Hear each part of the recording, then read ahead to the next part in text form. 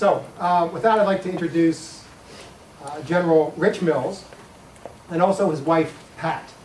And General Mills commanded 20,000 U.S. Marines. No, is that right, General? 20,000? And about 10,000 or 20? 10,000 Brits. 10,000 Brits. So 30,000 men and women in Helmand province, Afghanistan, for the last year. And he literally arrived back in the U.S. last evening. So for anyone who has jet lag from spring break, don't complain to the general. And it's one of the things I'm really glad his wife Pat could be here this evening, because one of the things that we tend not to be mindful of is the sacrifice that the families back home make when their loved ones are serving abroad. So Pat has not only shared that sacrifice with her husband Rich, but has been one of the driving forces in the last couple of months behind the Afghan Children's School Project. And is what we've come up with a new category of person at Spirit of America called the Uber volunteer. And that describes her perfectly. So she's been very helpful in getting that off the ground. So please welcome, and by way of thanking General Mills.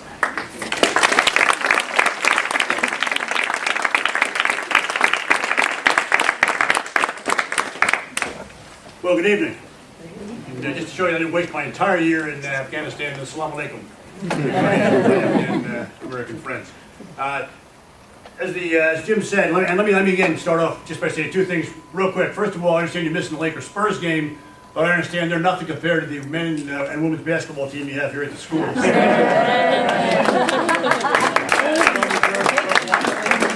So I won't be quite as entertaining as the basketball team, but I'll try to go over just a few things with you to kind of set the scene so you understand really the importance of what it is that you're doing. And I know, having been in high school myself and having gone through civics projects and that kind of thing, that you can kind of think it's kind of routine and some teacher had a real good idea. But what you are doing tonight is and what you've been doing with this school is changing the world. And I'm going to tell you why you've been changing the world. And that is not an understatement by any stretch of the imagination. When I arrived in Afghanistan a year ago, I was assigned to Helmand province and Nimruz province, which are the two provinces in the far southwest of that country, mainly populated by the Pashtuns, a very proud tribe that has a grand and glorious history. They have had, for the last 30 years, been in a state of war against various people, all fighting for their independence and fighting for their own way of life. For the past 10, they've been under the strict control, as you know, of the Taliban, who had their way of doing things. And one of their ways of doing things was to eliminate education. They had absolutely no respect for education as we know. They felt simply to memorize their holy scriptures and memorize Hadith, which is the sayings of Muhammad, was sufficient for anyone, and no one needed to learn anything else. When I arrived in Afghanistan a year ago, the population there, less than 10% of the men could read and write. Less than 10%. Less than 1% of the women could read and write. Women virtually did not attend school. Girls did not attend school. There were very few schools that were open. It was the Taliban was against it. They had burned and destroyed most of the schools. In the year that we were there, we focused on education because we're in a unique fight. We're in a coin fight, a counterinsurgency fight. Part of that is that you focus on the population. You protect the population. And you separate the insurgent from the population by supporting the population in what their basic grievances are.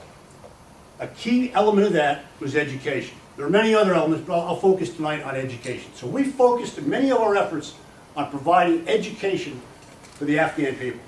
They were dying for it. They were thirsty for it. They longed for it. It's what they wanted. Once security was set on the ground, once we had an environment where you could live and operate relatively securely, the first thing they wanted was education. We spent the first 6 to 9 months of the tour I was over there fighting very hard every day. There were literally multiple battles being fought every day we were over there against insurgents. We were able to separate him from the population and in turn focus on what the needs and the wants of the people were, working very closely with the provincial governor and with his staff. There was a survey done. I'm not a big believer in numbers and surveys because you can make them say whatever you want, but there was a survey done about 3 months ago where they went in, an independent organization went in and polled the people of Helmand province. Said, what is your #1 concern? A year ago was security. They wanted to live in a secure environment. This year, 79% of them said education. It was the one thing they wanted. And that's what we focused on, and that's what this program does. Because as Jim said, the facilities there, the ability of the government to provide for the youngsters is poor. They're working on it, but right now it's poor. They lack the tools to turn desire into fact. And that's what you all provide, are those tools. Something as simple as a notebook, something as simple as a pencil. And I can tell you, it's an interesting fact, is that as I went around, and I traveled throughout Helmand province, always your approach as you went through the villages by the children. Now I've been in other conflicts. I've been to Somalia, I've been to Kosovo, I've been to Bosnia, I've been to Iraq. Generally when the children came to you in those places, they asked for candy. They wanted candy. The Afghan children asked for pencils. It's absolutely amazing. They are fascinated by learning. As we began to build up the school population, you saw them coming out of the woodwork. And that's when we knew that we had given them a secure environment. When the parents, who were often threatened with physical abuse, physical violence, if they sent their children to school, and yet those parents were willing to risk it to send their kids to school to get an education. Something we as Americans often take for granted. And when we began to see 100,000 students, 20,000 of them girls, come to our schools in Helmand province, we knew that we had tipped the balance. We knew we had the population on our side. They were willing to invest their children in the future. It was a huge statement they made, a huge risk they took, but it's a risk that's paying off. Now the schools are crowded. Most of the schools, the one you'll see here, probably runs 2 to 3 sessions a day.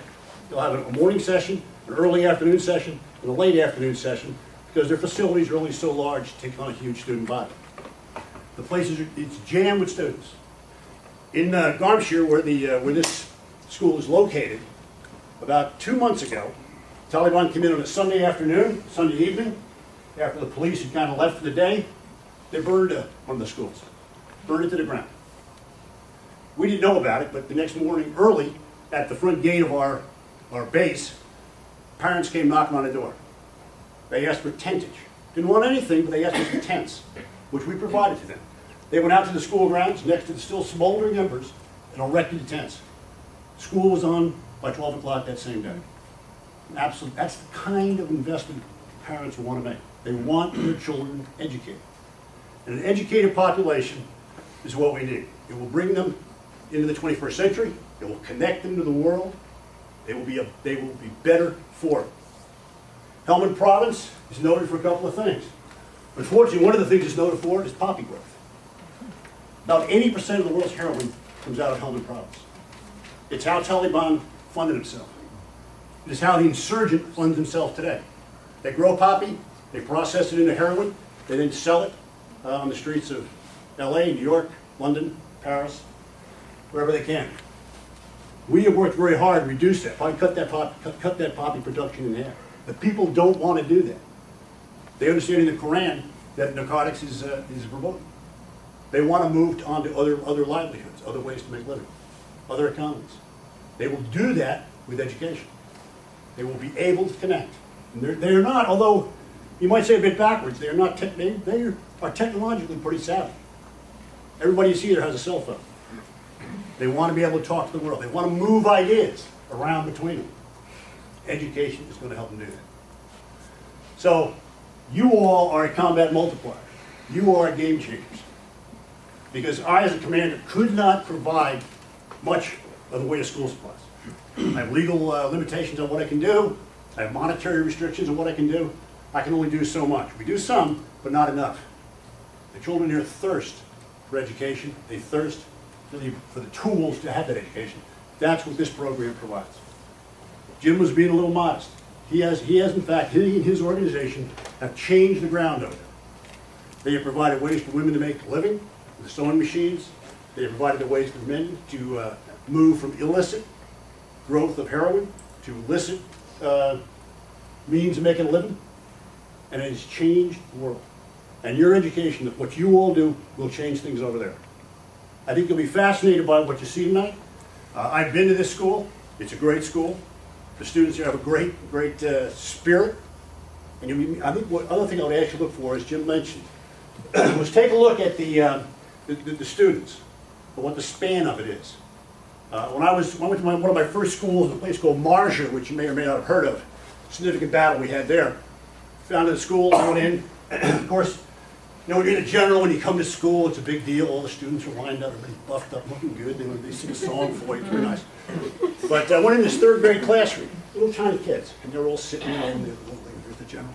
And so I walked in, said hello to them, looked in the back row, and there's all these big boys sitting, probably 10 or 12, you know, good-sized young men. I thought it was the football team. It wasn't. It was 16, 17-year-old kids who had never learned how to read and write, who wanted to learn how to read and write, and who were willing to sit in a classroom of 7 and 8-year-olds to learn. Something I probably would have been embarrassed to do. Like I tell you, as a 17-year-old man, young man, a junior in high school, I wouldn't have, you know, sat in my third grade classroom. You know, I wouldn't. I took my education for granted. Those children did not. So, the province that I left and that Nina left just a couple weeks ago, a few days ago really, is a different place. It's a different place. Garmshire is one of our big success stories. The security there is run by the Afghans. They have their own police force. There are virtually very few Marines on the street. We don't fight there anymore, and we could fight there in quite a while. There is no insurgency left. It is truly a success story. And now the people want what people all over the world want. They want services, and they want education. So thank you for the support that you provide. Thank you for what you all do. I understand it is quite a meaningful task that you do. So thank you very, very much for that. I'd like to introduce Major D'Amato. Major D'Amato is on my staff. She was the one that I handed this project to early on as an idea. She looked at me like, oh, geez, the General's got another great idea. And she turned it into action. She took what was a concept and it became action. She is personally responsible for my end for all of the success we've had, and it's my pleasure to introduce her and just go over very quickly with you. And I'll be happy to answer any questions you might have. Sir, What do you teach the children? I mean, reading and writing, I understand they have to have that, but what do you teach them? well, we don't teach them. I mean, the Afghan teachers teach them. I mean, they take a regular curriculum like you find in any school here in the States. Reading, writing, some history. They do study the Quran. They do study religion. It's an important part of their lives, and it would not be right to eliminate that. But English, they all want to learn English. And so a lot of them, you go into the classroom, they'll sing the alphabet to you, they'll speak to you in English. So it's pretty much a curriculum that anybody here could move into and feel very comfortable in if you were to teach it at that level. And they're fascinated by the United States. Obviously what they see in the United States are U.S. Marines, full combat gear most of the times. A lot of times we take our gear off and work with the kids.